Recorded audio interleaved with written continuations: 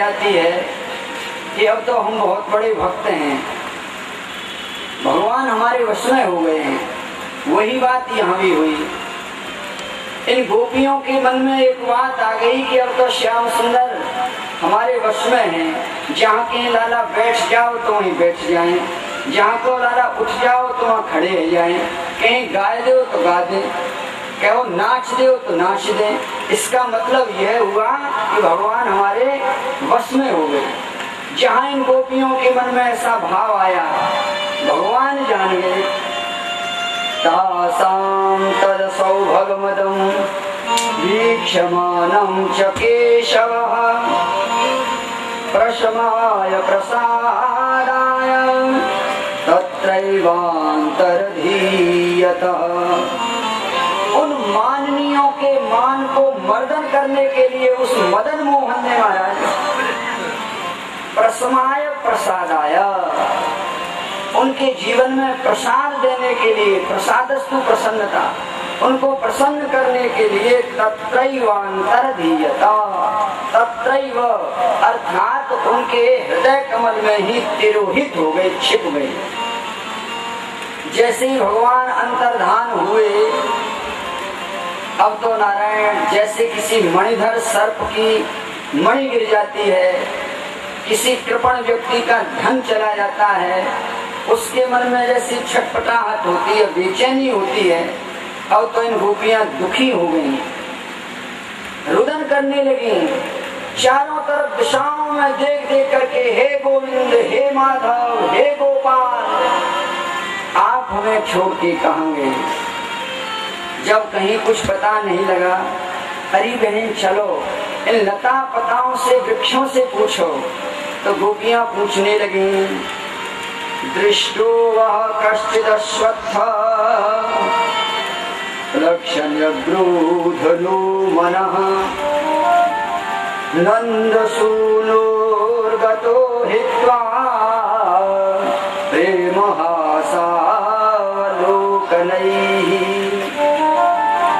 अरे ओ भैया अश्वत्थ, पीपल, क्या तुमने हमारे श्याम सुंदर को देखा है? वो तन चोर मन चोर प्रेम हासावलोकनैः, वो हाव भाव कटाक्ष और मंद मुस्कान से हमारे मन को चुरा करके ले गए हैं। तुमने कहीं देखा हो तो बता दो। जब पीपल ने जवाब नहीं दिया तो एक गोपी बोली, अरे बहन किनसे पूछ रही हो, ये तो बहुत बड़ा है। बड़े लोग जो होते हैं वो छोटे लोगों की बात उनके कान में नहीं जाती, तुम किनसे पूछ रही हो? दूसरी बोली, अरे बहन ये बात नहीं है। तो बात क्या है कि बात यह है, ये जो पीपल है ना, पीपल बरगद, इनसे पूछ रही है, ये जवाब नहीं देंगे, क्योंकि ये पुल्लिंग के वृक्ष हैं। नारी हृदय की प्रियतम से मिलने की कितनी कठिन वेदना होती है, भला ये पुरुष पुल्लिंग के वृक्ष क्या जानेंगे। इस बात को तो कोई प्रेमी, कवि, साहित्यिक हृदय ही जान सकता है। एक प्रेमिका की प्रेमी से मिलने के लिए हृदय में कितनी आतुरता, कितनी व्याकुलता होती है। जैसे चंद्रमा को देख करके समुद्र उफनता है, ऐसे ही नारायण नारी जीवन में प्रेमास्पद से मिलने के लिए उसके हृदय में ज्वार भाटा से आते रहते। आगे गए, अपनी जाति की लता पताओं से पूछिए। कच्चित तुलसी कल्याणी गोविंद चरण प्रिय सहकाल कुलैर्बिभ्र दृष्टस्ते प्रियोच्युतः। अरियो चंपा, अरियो चमेली, कहा तुमने हमारे श्याम सुंदर नंदनंदन मदन मोहन को देखा है? किसी ने कोई जवाब नहीं दिया।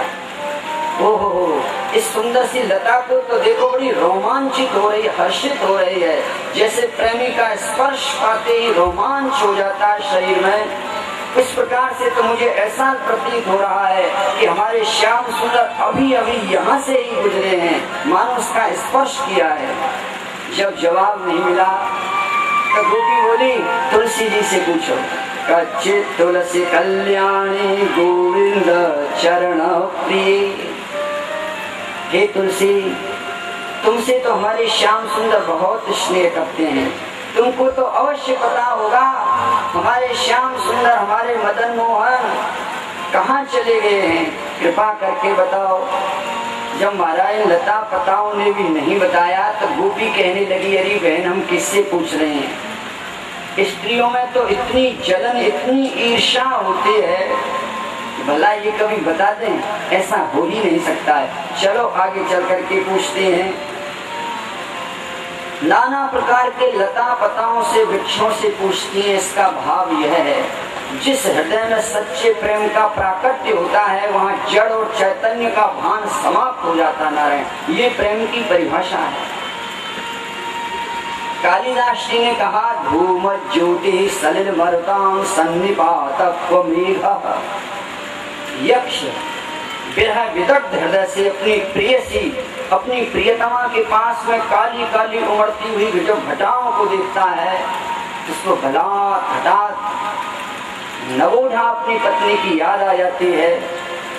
हाथ में लेखनी उठाई और पत्र लिखने बैठ जाता है, और पत्र लिखा, वह बादल को, मेघ को संदेश देता है।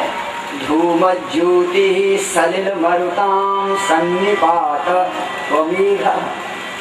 अरे ये सन्निपात मेघ को हो गया है या तुम्हें हो गया, चाहे वो कालिदास का मेघ हो या भगवान मर्यादा पुरुषोत्तम श्री राम हो।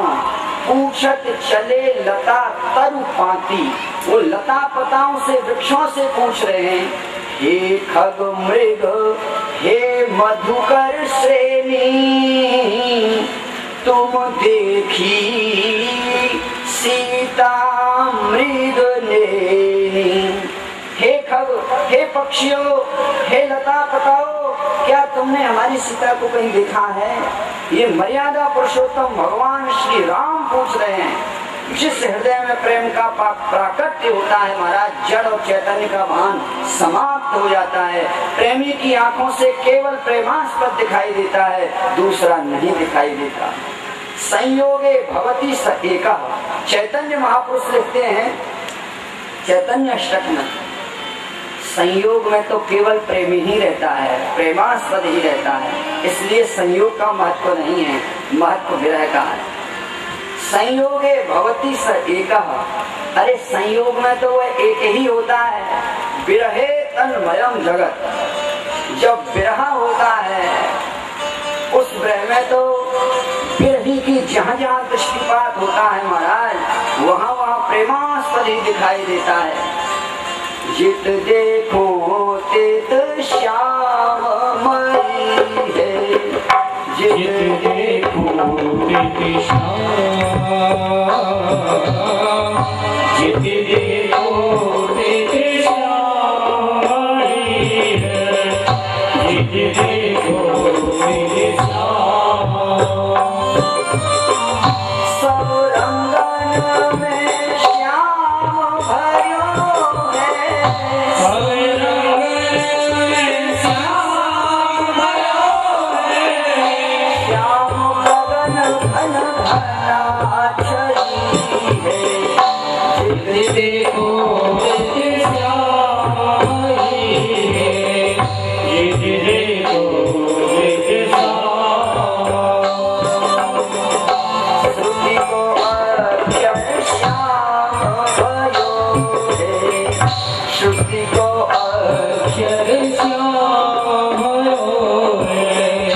बड़े बड़े जो वेद पाठी हैं, श्रुति है महाराज, वो अक्षरों में, वो पंक्तियों में प्रेमास्पद के दर्शन होते हैं। नारायण जाके हृदय सुंदर श्याम बसाए। जिसके हृदय में श्याम सुंदर बस जाते हैं, फूल पात फल डाल में ताको वही दिखाए। वृक्ष नहीं दिखाई देता, केवल लक्ष्य दिखाई देता है अर्जुन की तरह से। प्रेमी की आंखों में केवल प्रेमास्पद बसा होता है महाराज। ये गोपियां पूछती पूछती आगे गई, इतनी तन्मयता बढ़ गई, ये कृष्ण लीला करने लगी महाराज। एक पूतना बन गई, एक कृष्ण बन करके प्रणाम कर दिया। एक गोपी कृष्ण बन गई, एक गिरिराज बन गई महाराज, गिरिराज पर्वत को उठा लिया। यहीं से कृष्ण लीला का प्रादुर्भाव हो गया है। ऐसी सुंदर सुंदर इन गोपियों ने लीला की। कृष्णो हम पश्यत गतिम ललिता मिति तन्मना। कृष्णो हम, गोपियों का गोपी भाव समाप्त हो गया महाराज, कृष्ण भाव जागृत हो गया। ये प्रेम ऐसा है, तादात्म्य हो जाता है इसमें। गोपियां कहने लगी कृष्णो हम, कृष्णो हम। इतना ही नहीं महाराज, जब भगवान अंतर्धान हो गए थे तो राधिका जी को लेकर के अंतर्धान। श्रीमद् भागवत में तो श्री राधिका जी का नाम नहीं है। गुरुदेव भगवान ऐसा भाव देते हैं और विद्वान महापुरुषों से ऐसा सुना है कि सुखदेव जी महाराज की गुरु हैं श्री राधिका जी। यदि उनके मुंह से राधिका जी का नाम आ जाता तो मूर्छा श्रणमास की, उनको 6 माह की समाधि लग जाती थी। इसलिए श्रीमद् भागवत में राधिका जी का तो कहीं नाम ही नहीं आया है। किंतु हाँ, विद्वान महापुरुष श्लोक के माध्यम से निकालते हैं। अनया राधितो नूनम भगवान हरीश्वर यन्नो विहाय गोविंद प्रीतो यामनयद्रः। राधिका जी को लेकर के भगवान जो अंतर्धान हुए, तो आप गिरिराज जी की जब परिक्रमा करेंगे तो वहाँ पास में एक सरोवर है, कुसुम सरोवर। वहाँ बैठ कर के भगवान ने श्री राधिका जी की बेणी गुथी है महाराज, बालों को संयत किया है, बालों को बनाया है और अपने हाथ से वेणु में बड़े सुंदर फूलों का गूंथा है। तो वो महाराज की लीला वो इसी प्रसंग की है। आप जब जाएंगे तो ब्रज में उस स्थल के दर्शन करेंगे, उसका नाम ही कुसुम सरोवर है। भगवान श्याम सुंदर ने श्री राधिका जी की चोटी में अपने हाथ से पुष्पों को लगाया है, गूंथा है।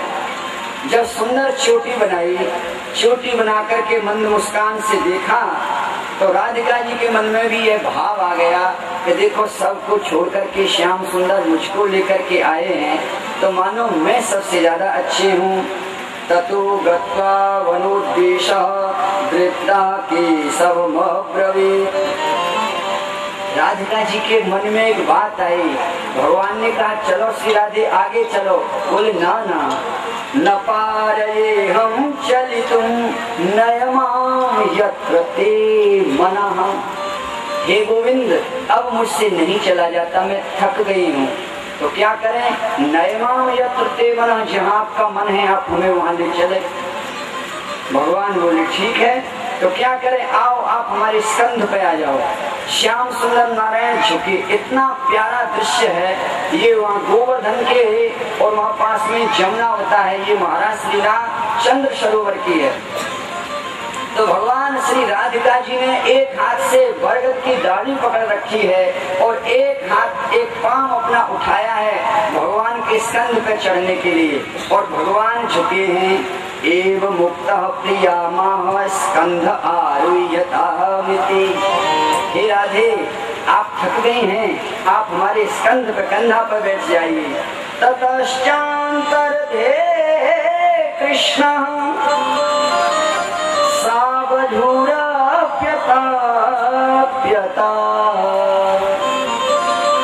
श्री राधिका जी की डाली हाथ में रह गई महाराज, पांव उठा रह गया। भगवान श्याम सुंदर वहां से भी अंतर्धान हो गए। हा नाथ रमण प्रेष्ठः क्वासि क्वासि महाभुज दास्यास्ते कृपणायामि सखे दर्शय सन्निधिं। हे श्याम सुंदर, हे कृष्ण, हे नाथ, हे गोविंद, आप हमें छोड़ के कहाँ गए? अब तो राधिका जी जब उच्च स्वर से महाराज विलाप करने लगी, उधर से गोपियां आ रही थी, इधर से राधिका जी, बड़ा सुंदर करुण क्रंदन हुआ है। जब सब समस्त ये ब्रज भक्त प्रेमी मिल गए और भगवान के दर्शन नहीं हुए, तो यहाँ यमुना जी के पावन कुलिन में एकत्र हो गई हैं। अब इनके मुंह से जो भी कुछ निकला है, देखो प्रेमी के हृदय से जो उद्गार निकलते हैं वह गीत बन जाया करता है, और प्रेमी जब चलता है तो उसकी थिरकन ही नृत्य हो जाया करता है। अब इन ब्रज भक्तों के मुंह से जो उद्गार निकले हैं वह गोपी गीत के नाम से भागवत में प्रसिद्ध है महाराज। प्रसाद जी ने बड़ा सुंदर लिखा है, वियोगी होगा पहला कवि, आह से निकला होगा गान, निकल कर आँखों से चुपचाप वही कविता होगी अनजान। जो सच्चा हृदय होता है, जब हृदय पिघलता है और पिघला हुआ हृदय आंखों के माध्यम से, आंसुओं के माध्यम से उसकी अभिव्यक्ति हो रही है। यहाँ ये जो गोपी गीत है, कनक मंजरी छंद में 19 मंत्र है महाराज। कनक कनक कनक ते 100 गुनी मादकता अधिकार, या खाए बोरा ये नर बापाए बोरा। एक कनक स्वर्ण को बोलते हैं, एक धतूरे को बोलते हैं। इन मंत्रों में स्वर्ण जैसी आभा है, चमक, और धतूरे जैसी मादकता है महाराज। आप इन ब्रज भक्तों के, गोपियों के हृदय से हृदय मिलाइए। ये गोपियां क्या कहती हैं? जयति तेधिकं जन्मना श्रयति इंद्रा